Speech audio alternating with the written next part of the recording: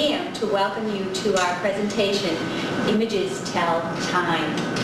This is a presentation which helps us to recognize the value of art in discovering about our history.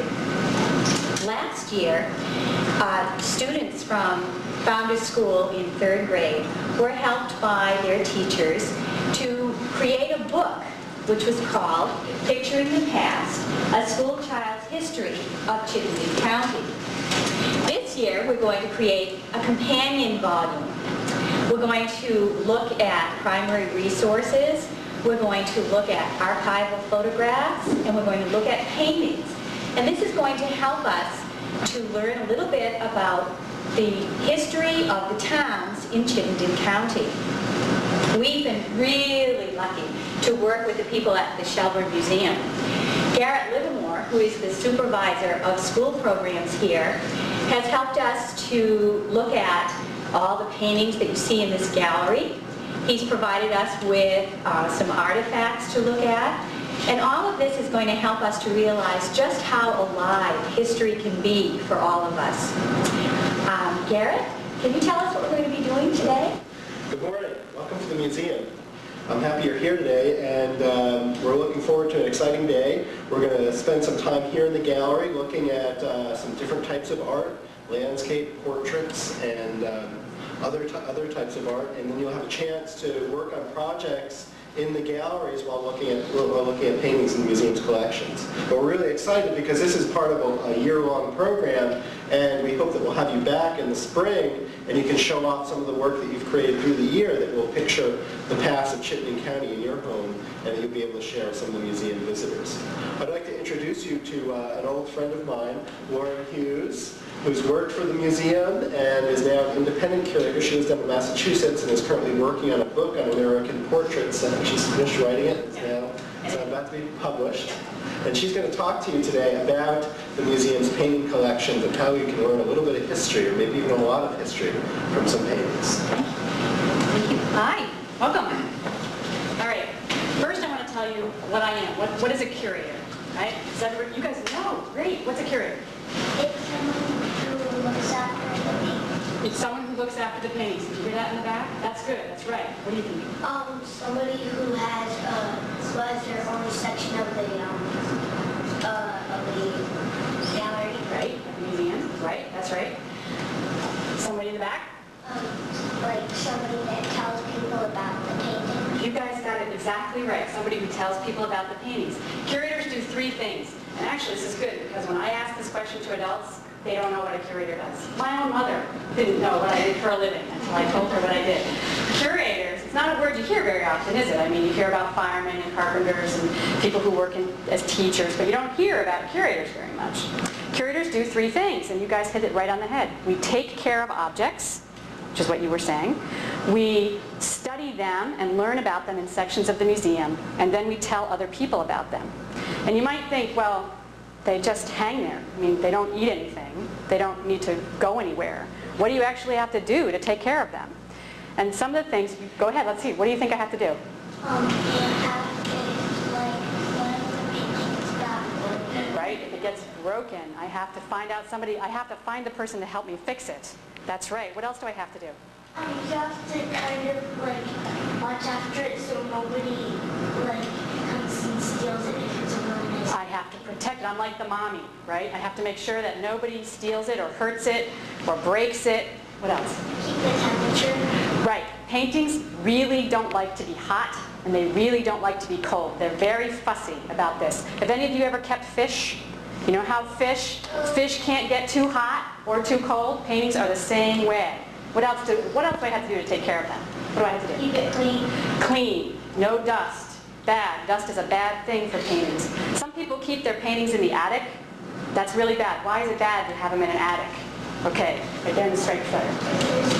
There's dust and it's hot up there, right? It's hot up there. So paintings need to be, usually they like air conditioning. That's something that we try and have. This building is air conditioning. The paintings are happy. What else? What are these? What else do I have to do to take care of them? Right. Right here. What do I have to do? What is that? Frame. Right. What happens with frames? Frames, sometimes they get loose, they jiggle, and I have to make sure that they're tight. So that's what I do to take care of pictures. And they have nails. Well, actually, we don't use nails anymore, but they used to use nails. You're right. Now they use the little brackets that hold things in, like hold up show. Same idea. Yes?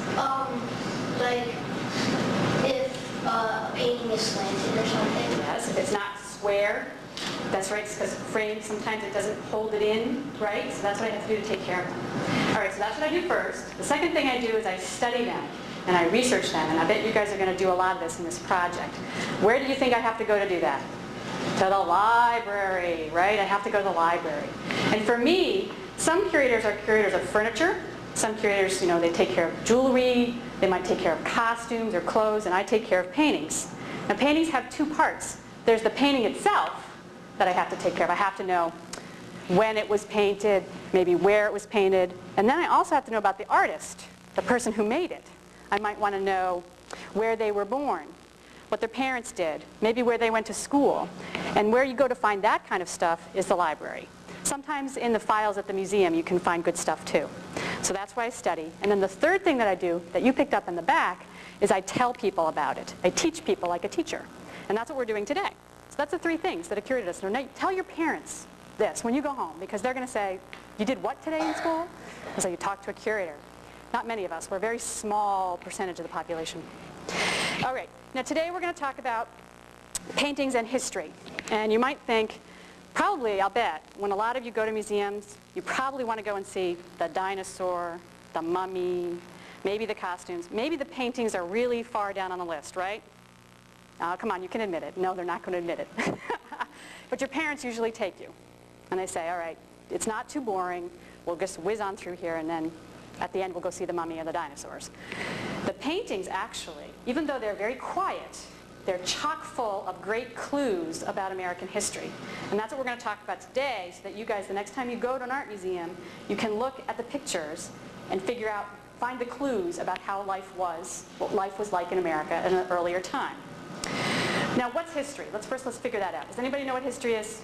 Right there in the dark shirt. History is something that happened a long time ago. Okay, a long time ago. It happened in the past. That's a good definition.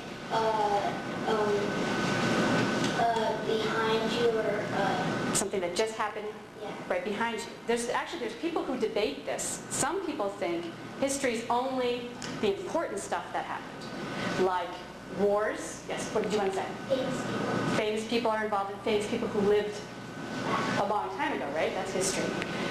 But some people think, okay, it's only wars or battles or presidential elections. They think that's what history is, but that's not right, right? How did you guys get here today?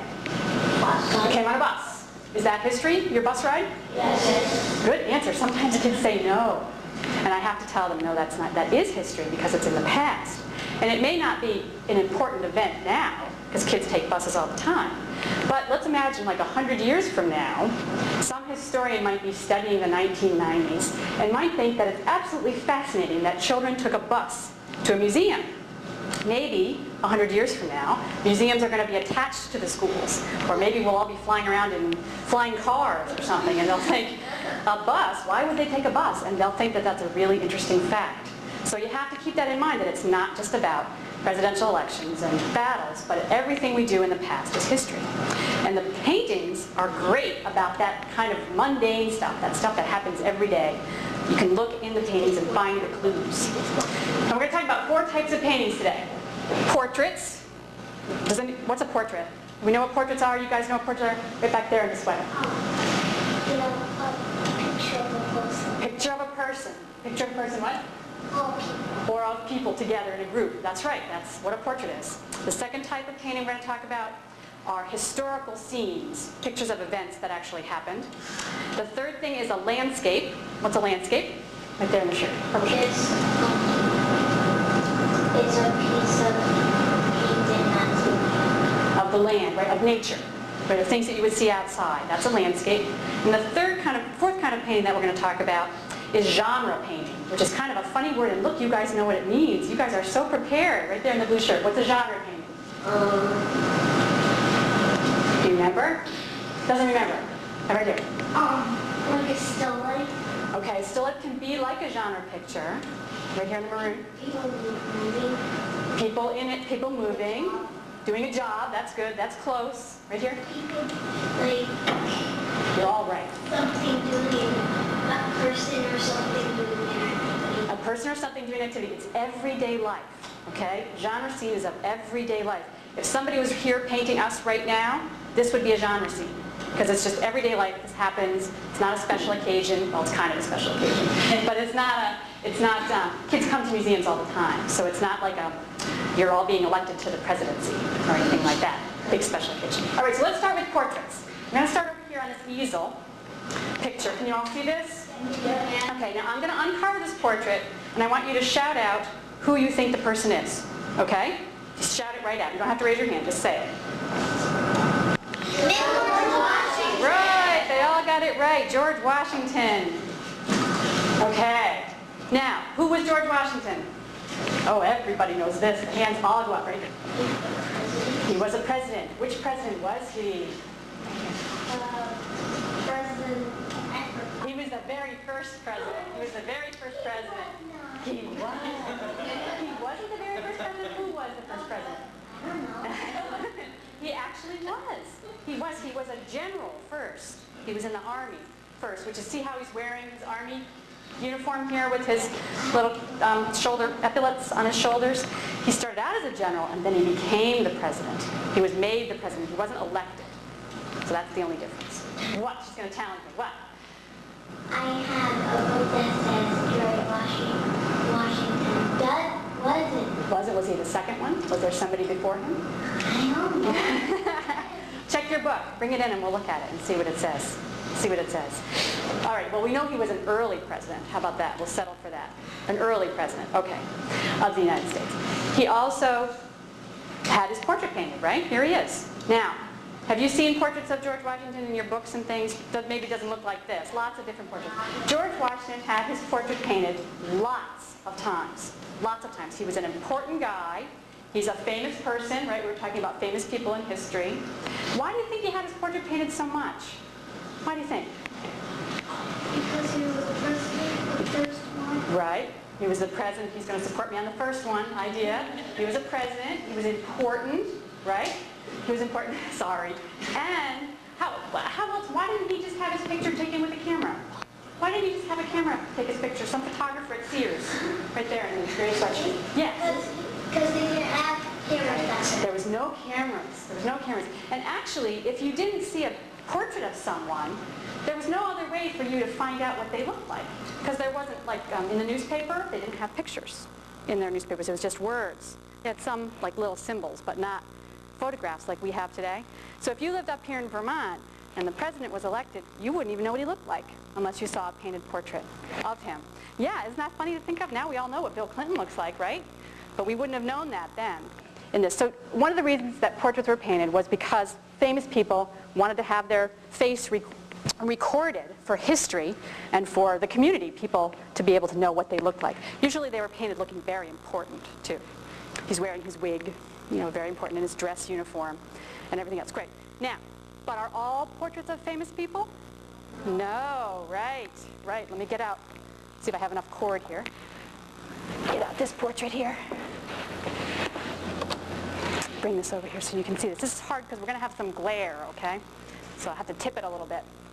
Can you see this portrait? Yeah. Yeah? Can you see in the back a little bit? Okay. Is this a famous person? Do we recognize her? Okay. It's a baby. It's a baby. This is a picture of Abby White. She's a little baby. She's a tiny little baby. She lived in Springfield, Vermont.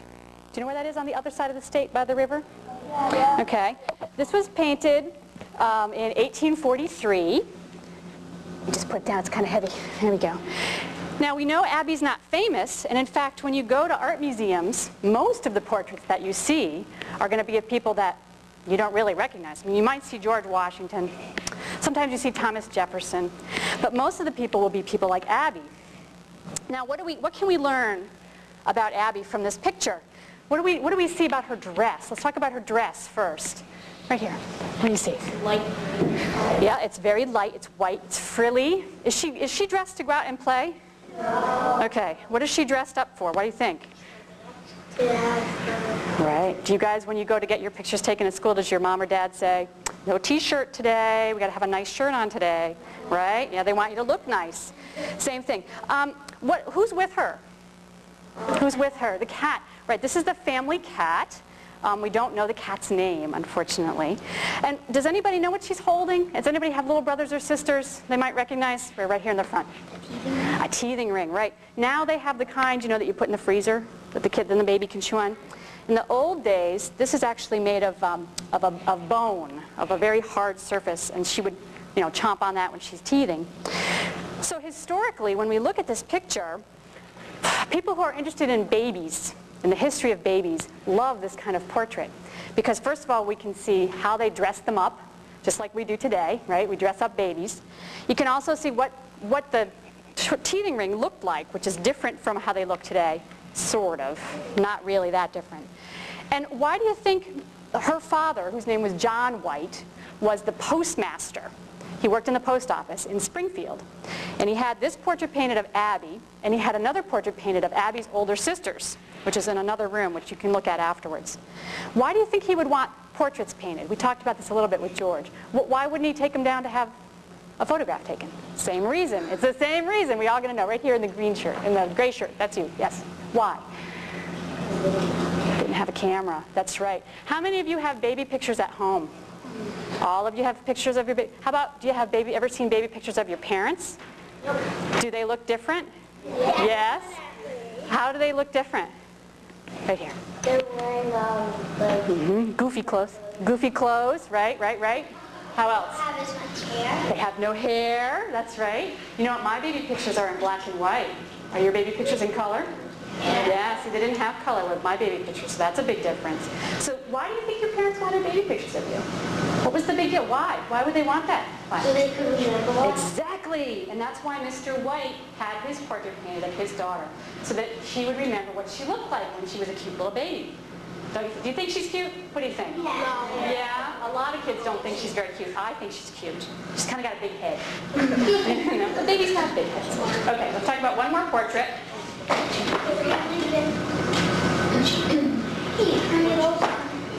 Oh, I should turn it over, shouldn't I? Okay, one more portrait.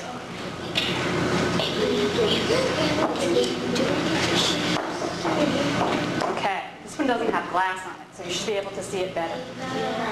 Okay, this portrait is of a man named William Lawson who lived in Boston. Okay, this was painted at the same year that Abby was painted, but by a different painter. That was painted by a man who lived in Vermont. This is painted by a man who lived in Boston. Now, I'm going to show you this because I want you to know that curators sometimes make mistakes, okay? And we have to correct ourselves later. When this painting was first acquired in the 1920s, a long time ago, the curators then, the owner then, made a decision that because it showed an African-American man, that he must have been a very important African-American man. They made the decision that, because it's unusual to see portraits of African-Americans before 1850, which is when this was done, that the only reason you would have him painted was if he was famous, like maybe he was a preacher, or maybe he was an abolitionist. Do you know what an abolitionist is? That's somebody who was against slavery, who thought that slavery was wrong and would give speeches about it. So they decided to call this picture the Reverend William Lawson. Well, guess what? He wasn't a minister at all. As it turns out, when I went to the library to find out about Mr. Lawson was not a minister. He owned a clothing store. He imported fabric. Yeah, very different than what they thought. He owned a clothing store. He was a free man in Massachusetts. Remember, in this time period, a lot of African Americans were slaves in the southern states. In the northern states, they could be free, and he was free. There's a portrait of his wife. It's hanging in another room, too. So the curator had made a mistake and thought, oh, he must be famous. Well, in fact, he was just a regular guy, like all of us. What's interesting about this picture from history is, what do you think? Do you think he's a rich man? Can you tell? Yeah, he's wearing a nice suit, huh? He's got, what's he holding in his hand? Can you guys see it over here? A cigar, right? He's prosperous. He can afford to buy cigars. And this little chain thing that he has on his neck, that's connected to his watch. Okay, so he has a watch in his pocket, a golden watch, probably a golden watch. So now we can learn something about Mr. Lawson from this, and his picture of his wife, she's wearing a very fancy green dress, so we know that he had enough money to buy nice clothes for her. Now, can you see here in the front, down in the corner, do you see that little writing in the corner? That's the artist. The artist of this picture, see, don't touch, just look. See? William Matthew Pryor. Can you see that? It's kind of scribbled. And he says W. Lawson, that's who he is, by W. Pryor on the bottom. The artist, William Matthew Pryor, was an abolitionist. So we got that right. We knew he was very active. He really thought slavery was wrong. And he thought that whites and blacks were equal, should be perceived as equal. Now, William Matthew Pryor didn't sign his portraits. It was a big thing with him. He would sign it on the back, but he wouldn't sign it on the front. So it's really interesting to us that he put his name right there on the front to say, look, I'm proud of this portrait. I painted this man, this African-American man. Let me just stick this back in here. And I'm going to show the rest of the world forever that I'm the artist. It's one of the only portraits that he signed. I think that's so interesting. Because he was proud of it. He was very proud of it. Questions? Yes, in the back. Yes, I can hold it up. For you guys in the back. Can you see it down in the corner? Really small? Yeah. Okay, in the back? Good. Really small. But it's there. But it's there. Okay. Now we're going to talk about historical scenes. We're done with portraits. Anybody have questions about portraits right now before we go on? No? Okay. We're going to talk about historical scenes, and I want you guys all to turn on your bottoms over to this picture right here. If I have enough. Which one? See the burning ship? Yeah. Okay, that's where we're going to go. Let me just pull my little thing. Okay. Now, historical scenes. These are scenes of events that actually happened. Okay, that's what this means. These are not made up. These are real events. This is an actual event that happened during the Civil War in the United States. Did you guys know what the Civil War is? Yeah. What's the Civil War? It's the war between the North and the South. Right, in the United States. That's exactly right. Happened in the 1860s. Most painters loved to paint historical scenes. It was seen as kind of the top of the profession. You painted portraits for money because people would pay you to have their portrait painted. And then you would paint big images of historical scenes kind of on speculation, hoping that someone would buy it and kind of to show off a little bit what a good painter you were. This painting is by a man named Albert Bierstadt. And Albert Bierstadt was born in Germany but came to the United States to work as a painter. And he, during the Civil War, because he was German, he didn't enlist, he didn't fight. And he actually wanted to move his family out of the way of the fighting. So he went and lived in England while the battles were going on. And then when he came back, he realized that a lot of people were buying scenes of the Civil War. Now, why would you think that is? How else would you have found out about the Civil War when it was all happening? How did you find it? Without the history. Right, it's the history. You want to see the images? Remember, the camera has just been invented during this time period. So there are some photographs of the Civil War, but mostly the cameras were really big and bulky, not like the little ones we have today. So you couldn't carry it into the battle. After the battle, you could take pictures, but during it, you kind of had to set it up, and it took a long time. So painters would paint what they saw. Sometimes they were actually there. Bierstadt we know wasn't, but sometimes they did go and witness the battle and then paint it afterwards. Sometimes they interviewed the people who were actually there at the historical event. And maybe if you guys, for example, if someone wanted to paint your bus ride, they might come and talk to you. Who was sitting in what seat? What did the driver look like? What color was the bus? Okay, so they would interview you. And another way that they did it, which is how Bierstadt did it, is they would read the newspaper, because all the newspapers had kind of line-by-line descriptions of what was happening. So what's happening? We don't know. What's happening here? What can you see without knowing what the event was? What do you see? The ship on fire. A ship. You think that ship's going to make it to land? No. Okay, it's going to sink. What else can you see in the dark? What is it? It's nighttime, right? We know it's nighttime. What else do you see in here? People going. Great. What do you think they're going to do? Think they're going to go help the people? Maybe they're going to go help the people off the boat. That would be nice. Let's hope. Let's think that that's what they're doing. Even though they're the southern people. What actually happened, let me tell you the event, okay? What actually happened is this is a ship It's a merchant ship. It's a whaling ship. It's full of whale oil. It's just come in from hunting whales. And it belongs to a northern company, okay? And the Southern Navy decides that they don't want that ship to go back up to Boston. And they're going to sink it. So they sink it off of North Carolina by setting it on fire. Because it's full of oil, it's going to burn very quickly. And that way there won't be another ship for the Northern Army to have to fight against the Southern Army. Because they're trying to take this one out. Have you ever played Battleship? Yeah. Yeah, all right. You want to sink the other guy's ship so that they can't get you later? Yeah. That's what they're doing. Same idea, okay? Now Bierstadt, again, he wasn't there, but he thought that it would be really good to show this picture for people to remember what this event looked like, what actually happened. I have to add here, however, that since Bierstadt wasn't American, and he wasn't necessarily even there for the event, he's also doing something else with this picture that doesn't have anything to do with history. Is this an exciting picture? Yeah. Yeah, it's an exciting picture. It's not boring. It's not boring. This is look at all this. This is all the smoke from the ship that's coming up here. He's showing a very dramatic moment in painting with the moon up there. It's kind of creepy, a little bit creepy, and this big center of light here. It's really hard to paint night scenes. How many night scenes do you see in this gallery? Look around. Not very many. Yeah, there's some down here. See them? 3, 1, 2, 3. But not many. Mostly it's during the daytime. Only 3. Yeah? 3, 4. 3. 4. Oh yeah, the trains in the back. 4. That's right. I forgot about that one.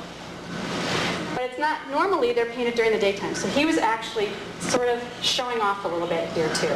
Not just giving you a history picture, but showing off too. All right, I'm going to go get that other print over there now. And we're going to talk about one more historical scene.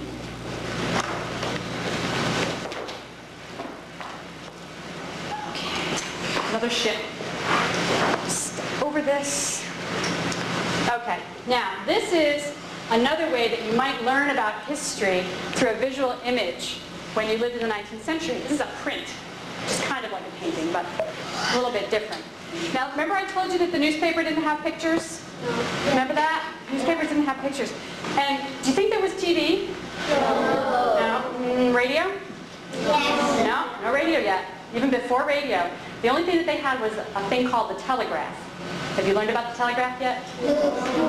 Morse code and all that kind of stuff. You'll learn about that later. That was about the only way that you communicate, but it didn't have any pictures.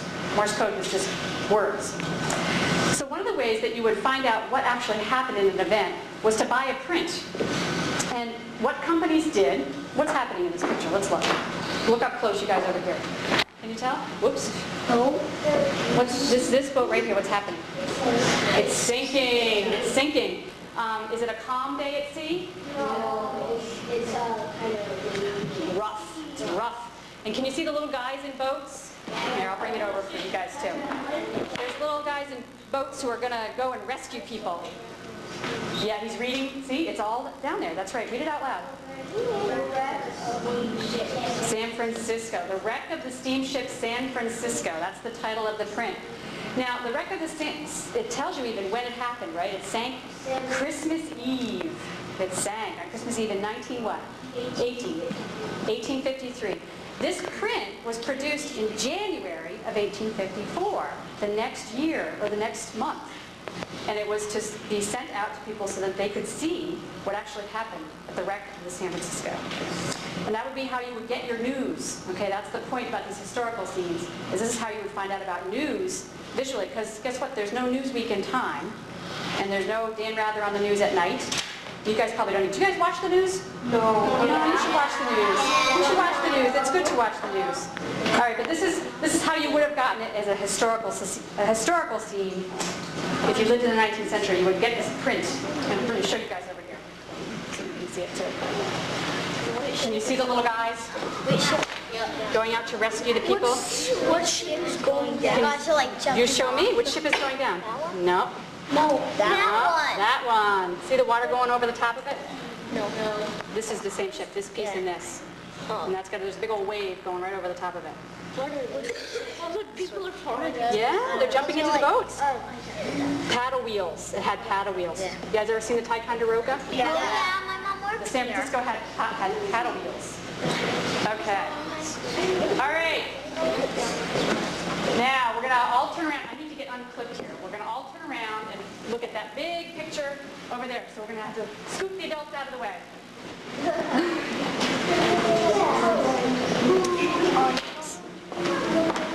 Actually, you guys want to maybe just move up and everybody move up. So the people in the back walk right out and then just sit right down. Don't go ahead of people, follow them. Right. So the kids who are in the back are in the front now, right? Good. Yes, you guys like that. Now don't sit so you can have space. Don't sit on top of each other. Squash each other.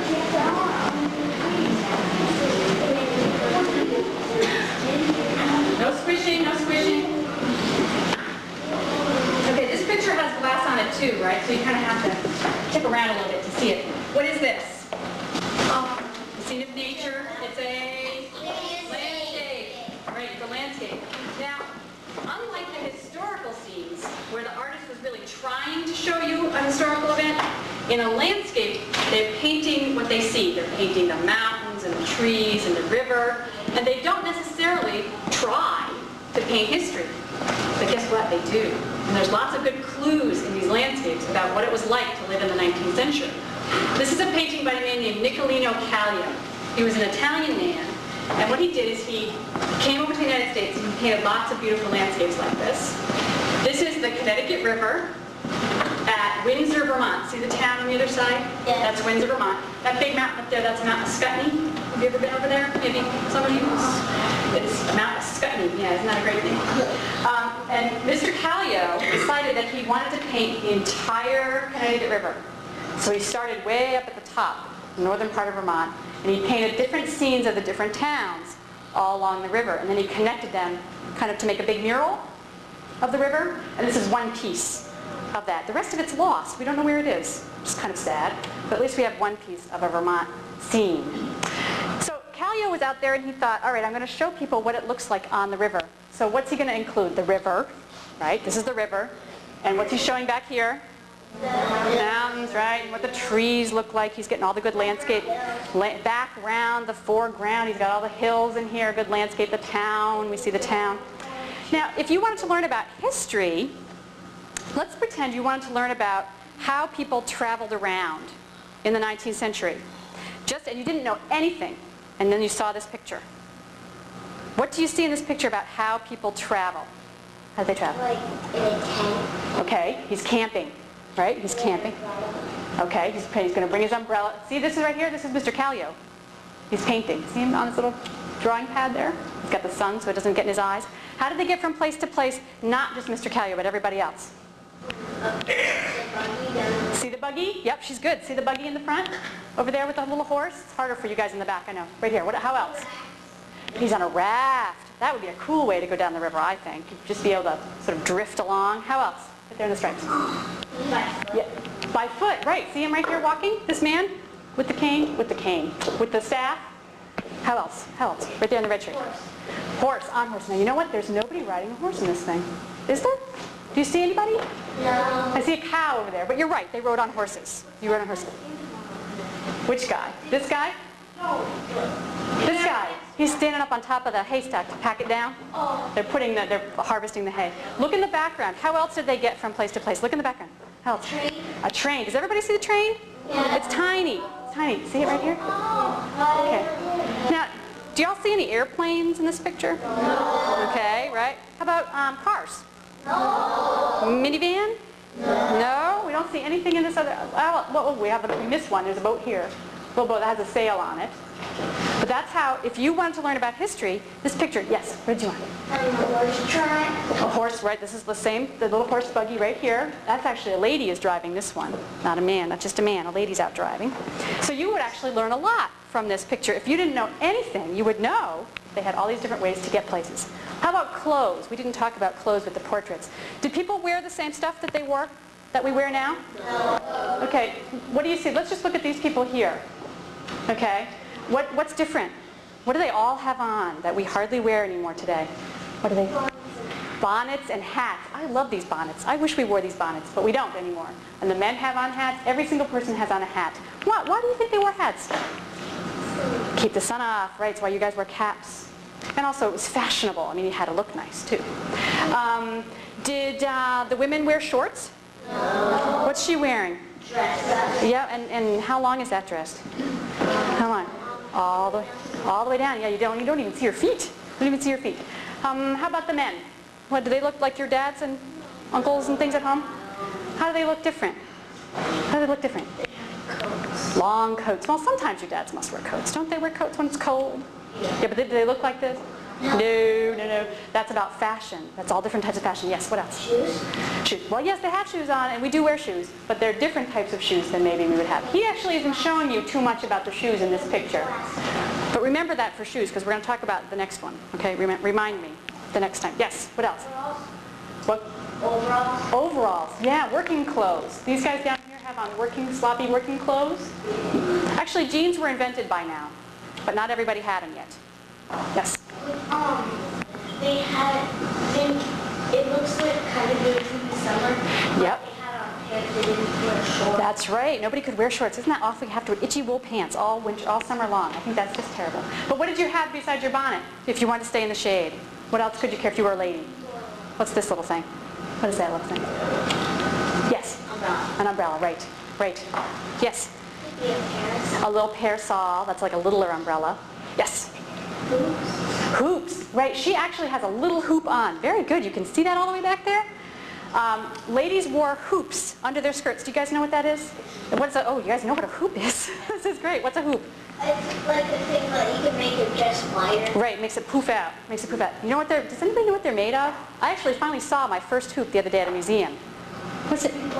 Bone and wire. It's made of wire. It must have been really uncomfortable to sit down in. Yes? Vine. What? Vine. Vines? Vines. They probably could be made of vines underneath because it would bend really well. That's possible. The one I saw was made of metal, but I don't know. I haven't seen them all. Like wicker, you're thinking of, like wicker vine. Oh, they might have been. Yes? Wood, maybe. Oh, I would hope not. But they might be made of wood. How did you sit down? I mean, the whole thing must have gone up in the front, you know? Obviously, she's standing, so it's okay. It's okay. All right, so now you see, when Callio painted this, he didn't even care about history. He was painting what he saw. And what he saw was a train and boats and all these different things. Now, would you have thought, when you looked at this, that you could learn anything about history? Well, yeah, but you guys were prepared, so that's why you knew. But next time you go and see a landscape at a museum that you might not even recognize, look in it for clues about what it was like to live in America. All right, I need to be unplugged again. We're going to turn around again. I'm sorry, you guys who were in the front now, you're kind of getting ripped off. We're going to look back over. See that picture with the big wagon in it and all the kids?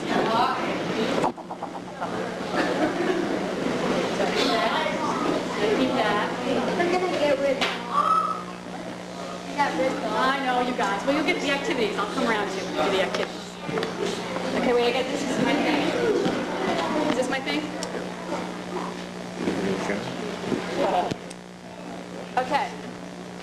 Now we're going to, let me get my wire out from underneath you guys. There we go. Okay. Now, that was landscape, and the last type of painting that we're going to talk about was genre. Remember that? Everyday life? Yeah. Remember that scenes of everyday life? This is a genre scene right here that's happening. But this picture right here. This is a painting called The Pemigewasset Coach by a man named Enoch Wood Perry. I love saying that, Pemigewasset. It's a great word. Pemigewasset. Pemigewasset Coach. That's this big thing. That was a coach that used to go take people into the White Mountains in New Hampshire. Have you guys ever gone over there to go camping or up in there? Okay. To stay at a hotel called the Pemigewasset Hotel. So that's why it's named the Pemigewasset Coach, because that's where it's going to end up at the end of its trip. So these people are going on vacation. How many of you guys have gone on vacation? On vacation? Do you ride in this? No? You take your car, right? Maybe sometimes take a train or an airplane to go on vacation. So let's imagine what's happening in the scene is these people are off on their vacation and they're going by, see that building over there, that red building? A school, right? They're going by a school and all the kids have come out to see the carriage go by. Yes? Like those two kids are hanging on the back. Yeah, they're goofing around, aren't they? Yeah, they're goofing. Trying to get away from school. Right. They're playing around. They're trying to get out of school and goof around a little bit here. Can't do that behind a minivan, okay? Let's not pretend to do that ever. So they're all off on vacation, the people who are in the carriage.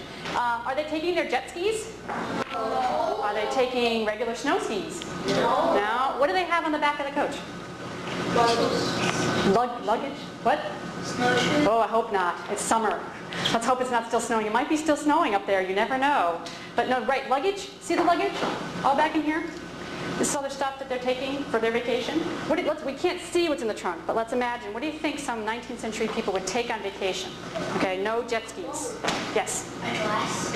A dress, right? Change of clothes, because it takes a really long time to get to the Pemigewasset Inn on this coach, like a couple of days. So when you get there, you stay for a long time, so you need some clothes to change into. What else? Jewelry. They might take a watch so they could keep up with what time it was. What else? Some hoops? Some hoops. They might have to have their hoops. We can't really tell, but you're right, their underwear. They need their underwear, clean underwear to bring. What else? And then my Breeches, pants, so they have more clothes, different clothes for the men, because you can't really see. The ladies are blocking the men, but they're in there. They're in the front. How about stuff to do? When you go on vacation, what do you bring to do? What do you bring? That they might have had. No Game Boy. What did they have to pass the time? Well, I have something like Okay, tell me what you were going to say first. something to go to sleep with. Some pajamas. Then you might need some pajamas. That's right. Something to go sleep. Okay, how are they going to pass the time? A pack of cards. Pack of cards, games. Good. Games that would fit in the luggage, right? Not giant, huge games. That's a good one. How else? Books. Books to read. That's a great one. You know that there are books in there. Okay. What else? What might they want to do? Maybe, we're talking about art here. What do you think they might bring with them? What do you think they might bring? They're not going to bring their camera, right? We know that because it's not invented yet. What are they going to bring? They color. Yes, that's right. Exactly. What else? I know I have something for the things like your shoe. Yes, things to color with. Maybe? No? Maybe just like Food. Good one, actually. You might want to bring some treats. You're going to be on this thing for a really long time. There's no McDonald's. There's nowhere to stop on the way. You bring your lunch and maybe your dinner too. What else? He's got a burst back here. diary. A diary, great one, great one. See, they could bring it and say, they could write what they were doing and went hiking, saw a deer, whatever they wanted to write down. Well, you guys are full of ideas. What else? Like maybe like a few paintbrushes or pencils. Good. And some nice paper. Like a bound thing of paper to sketch in, something like that. That's a good one. Everybody was like, oh, that was what I wanted to say. What else? Watercolors. Good, watercolors, because you know why? They don't mess up your luggage. If they break open, they won't. That's a good one, because they're dry. And you mix the water when you get there. That's a good one. Yes? Knitting things. Knitting, great, because a lot of ladies, like, remember you couldn't buy, of course you guys don't wear pantyhose, you wear tights. You couldn't buy tights then. You had to knit them yourself. You can imagine knitting pantyhose and tights, itchy, itchy, itchy, yes. Like an easel, a little easel. A little portable easel. They actually used to make easels that would fold up, and then you could put your drawing on there. Yes? A hat. A hat. Now they have some hats on, but they probably brought extra hats. Because remember he had a big floppy hat on to stay out of the sun? There's a hat box right there. And there's a hat box on the top. That's good. There's 2 hat boxes on the top, actually, right on the top. All right, now, keep those ideas in your mind, because we're going to move on for vacation. You guys are good. You obviously want to be on vacation. Let's talk about these kids. Who was asking me about shoes? Me. Was that you? What do you see here? Dirty feet. Dirty feet. Some kids don't have on shoes. Bare feet. What does that tell you about history? That tells us that there is like no shoes. Right. Do you guys think you'd be allowed to go to school without shoes on today? No. What would your teacher say if you came into the classroom without shoes on? What's your mother or father's telephone number, right? They'd want to know why. Where were your shoes? Where were your shoes? I lost them. Right. You don't, oh, you hope not. A lot of kids, some of the kids have shoes. Can you see those of you up close? A couple of the kids, just the girls have the shoes on, but some girls don't. Some girls have bare toes. Yes. Look at how dirty his feet are. Aren't they yucky? The kid who's pooping around here. The back of his feet, you can see. Where are the big kids? Where are the 15-year-old kids? They're fun. No, those are all, they're too small. These are like, in the back. they're not even there. You see them? These are little kids. These are all little kids. He's like the oldest kid, this kid with his hands up, going like this. Where do you think they are, those big kids? No, they're not in the classroom. Outside. They're not in school. They didn't have to go to school. They stopped going to school. They had to go to work. Most of the boys, when they were 15 or 16, I think this stinks. I would have hated this. The best part of school is just to come, you guys. They didn't go to school. They stopped going to school at a certain point and they would stay home. Cool. No, they would stay home and they would have to work on the farm. They'd have to get up at 4 o'clock in the morning and work twice as hard. Not cool. Not cool. Different. Video games. How many teachers do you see in the picture? How many teachers? One. One teacher. How many kids? Well, we don't have to count the kids, but are all the kids all the same age? No. You see that one? There's one little kid. See the littlest kid? She's with the white thing. There might be somebody else that's bigger. The one with the hat. He's the biggest kid. He's the biggest kid, and then the littlest kid is the little one in the pink dress. You see her? Guess what? They all had the same teacher. There's 13 kids. 13 kids. Thank you very much. 13 kids, all with the same teacher. Do you guys all have the same teacher as the 15-year-old kids, or as the kindergarten kids? No. Do you have the same teacher? Some schools you still have the same teacher. It depends on where you live. But in Essex, you guys have different teachers than you have. So you don't have the same teacher that you had in kindergarten anymore, right? No. Do you think you're going to have the same teacher when you are in 5th grade? No. No, you have different teachers. But in this school, they all had the same teacher. See, we can learn about how school worked. Plus, I think it's nice that she's giving them a break to come out and see the carriage go by. That's a nice teacher. So what have we learned about history from the genre scene? Lots of stuff, huh? Yeah. More than you would think. And when Mr. Perry was painting the picture, he was just painting a scene from everyday life. He wasn't thinking, I'm going to record this so that I can remember that some kids didn't wear shoes. You know, he was just painting what he saw. And now we have to be detectives and use the clues in the picture to learn about history. You guys have been great. Let me just summarize up here. What types of pictures did we look at today? The 4 types. Can we remember them? What was the first kind? Oh, let's just yell it. Let's everybody just yell it. Right. What was the second kind? The burning up ship. What kind of burning up ship was different from a landscape? History scene. History scene is the second kind. History scene. What was the third kind? Landscape. And what's the fourth kind? Genre. Excellent. Now I have a task for you to do when you go home that you can do if you want. That's fun. You have to go up to your parents and ask them to see their baby pictures. And have them get them out and get baby pictures of them and maybe what they look like in high school and lay them all out on your table. And what you're going to see is your parents' history as they grow up and become adults. Just like you use paintings, like we use paintings, you can still do it and you can find out what their clothes look like, what their hair looked like, because that's going to look really different from how we look today. Well, the bell bottoms are back, right? So some of the clothes may look the same. And then do the same thing with your pictures, because I'm sure you have baby pictures of you too at home. And baby pictures of you, and then maybe your kindergarten picture and your 1st grade picture, and see how you changed and what you're wearing that's different too. Okay? And then that will be your personal history, just like we did from today. Now, do you guys have any questions? You're my first question? Yes. What in your life led you to become a curator? What in my life led me to become a curator? 2 things. My mother was a painter. Okay, she used to paint in our garage because she didn't want all the stinky paint smell in the house. And I grew up going out to the garage to ask my mother stuff, and there'd be paintings all over my mother's garage. The second thing was when I was in college, I went to England and lived for a semester, a part of the school year in England. And I got to go to lots of museums for free because I was a student.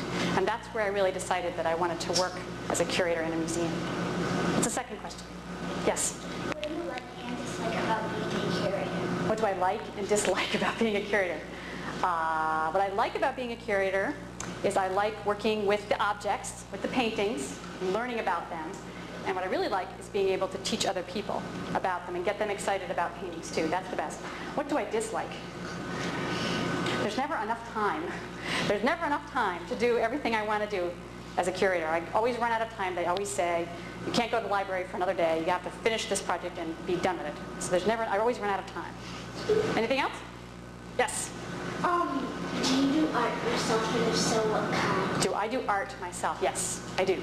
I don't do very good art, but I do some. I used to paint, but now I make prints.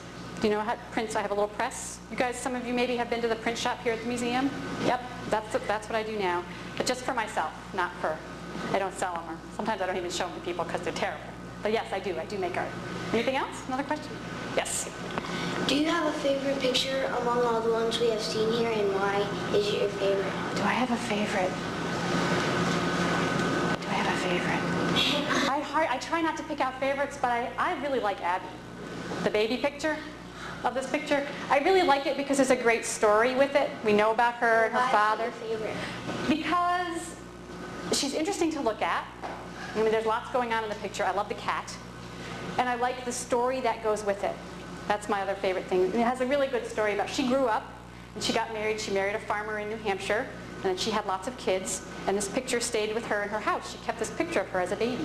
So we know that a lot about the history of the picture. Any other questions? Thank you very much. You guys were great. This is one of the best kid audiences I've ever had. Thank you very much.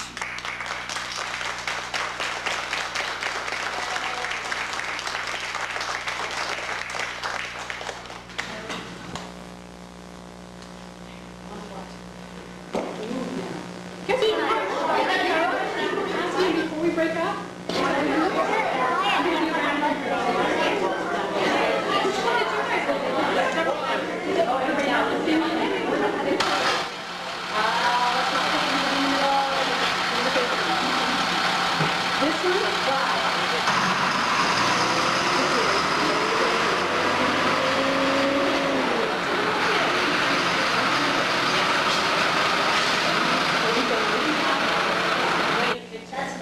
Everybody loves it. It's not an eagle, actually it's called a turkey buzzard. Have you seen them?